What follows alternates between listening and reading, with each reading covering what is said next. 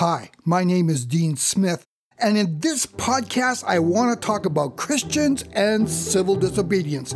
And I even include women in this discussion because of what is happening in Iran. Welcome to a podcast by opentheword.org, where we discuss a bit of Bible, a bit of life, and a bit of politics.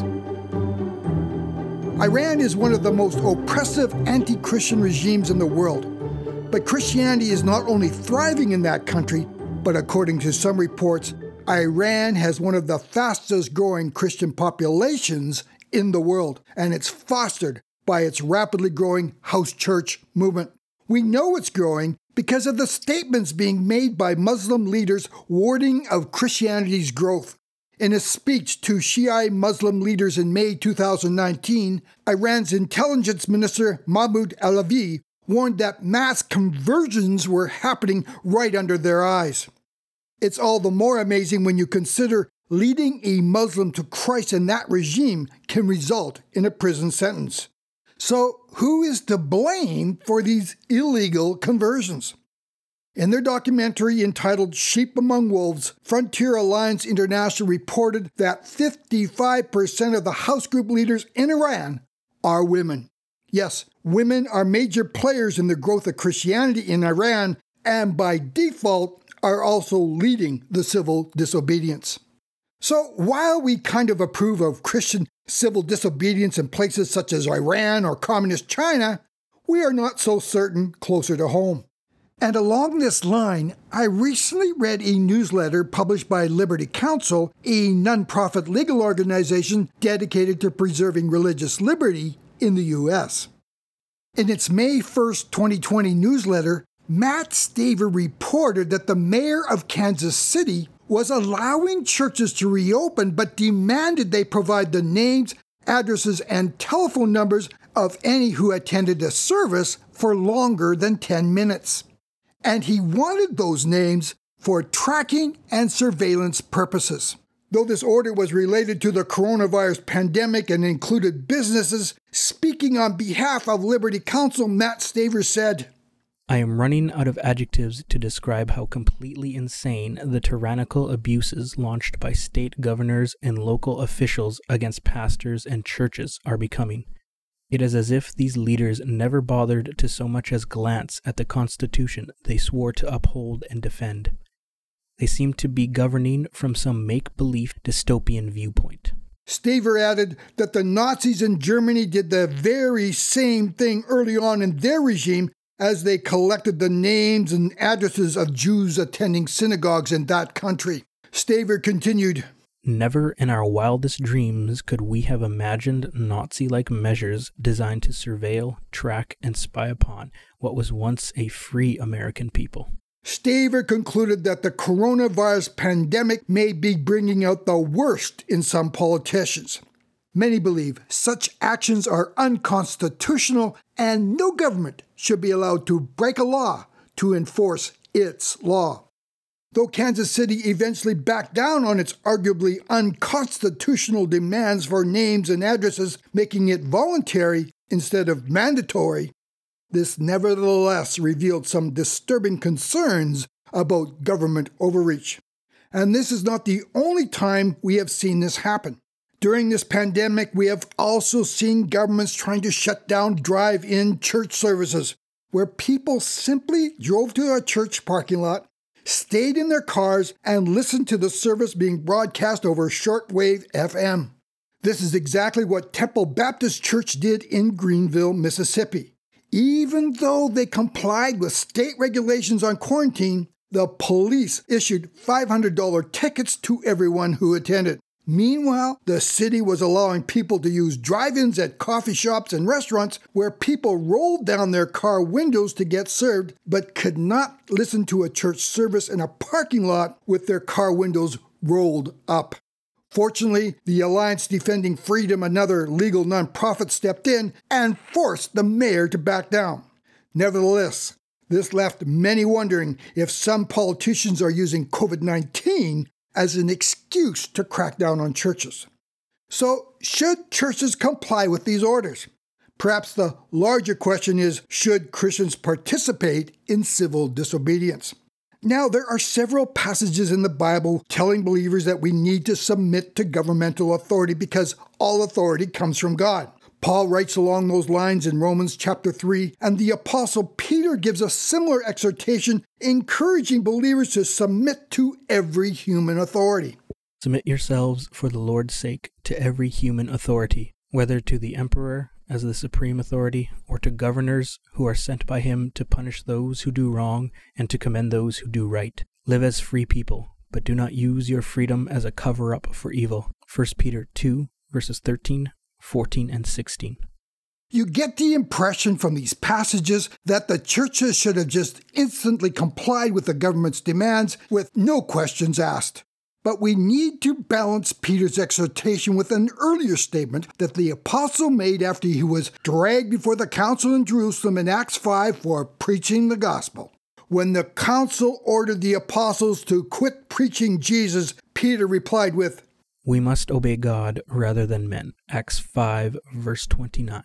But to fully understand this statement, we need to know why Peter came to this conclusion. Peter and the apostles were healing the sick and preaching the gospel in an area beside the temple. This so angered the high priest that he ordered the apostles arrested.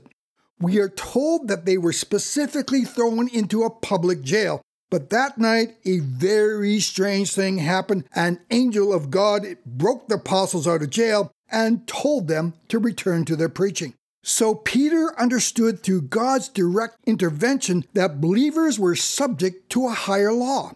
And in their statements urging believers to submit to human authority, both Peter and Paul were simply stating that though Christians are subject to a higher authority, that was not a license to break human laws at our discretion. So aside from Peter's illegal jailbreak with an angel as an accomplice, there are several examples in Scripture where believers practice civil disobedience. In Exodus chapter 1, the Egyptian Pharaoh ordered the Hebrew midwives to kill the Jewish baby boys at birth. But the Bible says Puah and Shiphrah feared God more than man and refused to obey. In 1 Kings 18, when Queen Jezebel ordered the death of all the prophets, Obadiah, who is described as another God-fearer, saved 100 of them by hiding the prophets in caves. When King Nebuchadnezzar ordered everyone to bow before a 90-foot idol at its dedication, 3 Jewish men refused to obey: Shadrach, Meshach, and Abednego. Daniel also got into trouble when he refused to pray to the king after a law was passed demanding that people do so. It also said in this account that those hoping to remove Daniel from his position of authority had found no corruption by which they could accuse the prophet, so they concocted the prayer scheme as a way of removing him. In other words, Daniel obeyed the other laws, except the one that contravened the laws of God. But in all these instances, it was civil disobedience, not violent disobedience. We also have a modern example of civil disobedience in the life of Dietrich Bonhoeffer. He was an evangelical pastor in Nazi Germany during World War II. He was one of the few Christians to take a stand against Adolf Hitler. What is all the more amazing, in his biography entitled Bonhoeffer, Pastor, Martyr, Prophet, Spy, Erich Metaxas describes Bonhoeffer as a mild-mannered man, the last person you would expect to practice civil disobedience. But he did, and Bonhoeffer was executed on April 9, 1945, a month before Germany surrendered. Hitler knew it was all over by this point, but he wanted vengeance on those who opposed his totalitarian regime. So with this in mind, I want to close this podcast with an article written by Dennis Prager for the Daily Wire entitled Our Dress Rehearsal for a Police State. Dennis Prager is an Orthodox Jew and popular conservative talk show host and founder of PragerU, an organization that promotes conservative values on a variety of issues, including political, economics, cultural, and moral. In his article, Prager outlines 4 disturbing things that have surfaced in the political landscape during the coronavirus pandemic.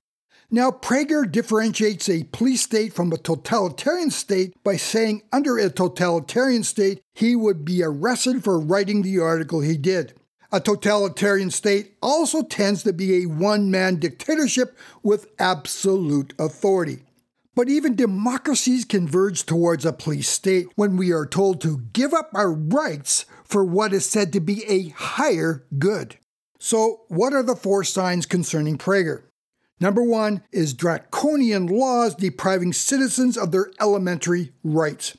Citizens in America and around the world are being hit with laws restricting their freedoms at a federal, state, and even municipal level as governments ban people from operating businesses, going to work, or even meeting together in groups. Number 2 is a mass media supportive of the state's messaging and deprivation of rights. Prager points specifically to mainstream media outlets such as the New York Times and CNN, who have been supportive of lockdowns and ending of basic human rights and condemning any who would oppose such draconian measures. Number 3 is the use of police. Politicians are using police to enforce their dystopian laws with fines and even jail time for those who disobey stay-at-home orders. Prager referred to police threatening the arrest of a woman who took her child to a party and joggers running without a face mask. And in the midst of this, we have also witnessed some amazing contradictions. Recently, a Texas judge threw a woman in jail for opening her hair salon 7 days earlier than the lockdown schedule allowed in order to feed her children. She has since been released because of the public outcry. Then, on the other hand, we have the California governor releasing hardened criminals, many of them rapists, who the California DA said are a clear threat to break the law again simply because they might get COVID-19 while in jail. So on the one hand, the coronavirus is being used as an excuse to throw people in jail, then on the other hand, to release hardened criminals. Are you confused yet? Well, I am. Finally, Prager points to the use of snitches. As a result of the coronavirus, some U.S. state governments are encouraging their citizens to snitch on people they suspect of breaking the government's lockdown orders. Prager refers to New York Mayor Bill de Blasio, who set up such a snitch line so people could spill the beans on their neighbors, friends, and, of course, their enemies. Prager says in his article, when East Germany was under communist rule, about 1 in 100 people worked for the Stasi, the East German secret police, as snitches. And in his book, Post-War, A History of Europe Since 1945, author Tony Jude says that after Nazi Germany conquered France in World War II, the Nazis were able to control a country of 35 million people with just 6,000 German military personnel. How were they able to do this? Well, there are 2 reasons. First, the Nazis controlled the French police force and basically had it do the dirty work. Secondly, it also had snitches. The Nazi Gestapo boasted every morning that their postal bin was full of letters accusing fellow French citizens of resistance to the Germans. These snitches were not the vast majority of the French people who just wanted to go on with their lives. These were people who collaborated and in many cases used it as payback for past disputes. Some politicians are using this crisis to develop this snitch mentality. Once developed, it could easily be switched into snitching on any area that the state deems questionable. In his description of the end times, Jesus warned of this very thing happening when the Lord said, "You will be betrayed by parents, brothers and sisters, relatives and friends, and they will put some of you to death. Everyone will hate you because of me." Luke 21, verse 16. And according to an article on CBN, this is already taking place in North Korea. In his article entitled, "In North Korea, there is one homework assignment this Christian wished he had never done," Vernon Brewer, who helped smuggle Bibles into that communist country, reported that teachers are asking children to look for Bibles in their homes, which they described as black books. He was told this story by a young man who received a red scarf as a reward for doing so and never saw his parents again. On his blog, Jack Wu, a Chinese believer, uploaded a form that parents and teachers across China were ordered to fill out. They were asked if they attended an underground church, and if they did, they were then told to list the leaders and the members of the house church. Most of them probably refused to tell, but it would only take one person to endanger the whole group. I realize that the West is not communist China, North Korea, or Iran. But if recent events are any indication, it reveals how easily it could happen and how quickly things can change. Thanks again for joining us on our podcast. Please check out our website at opentheword.org. If you enjoyed this podcast, please subscribe to receive notifications of future broadcasts. As well, please take a moment to provide a rating and even a review.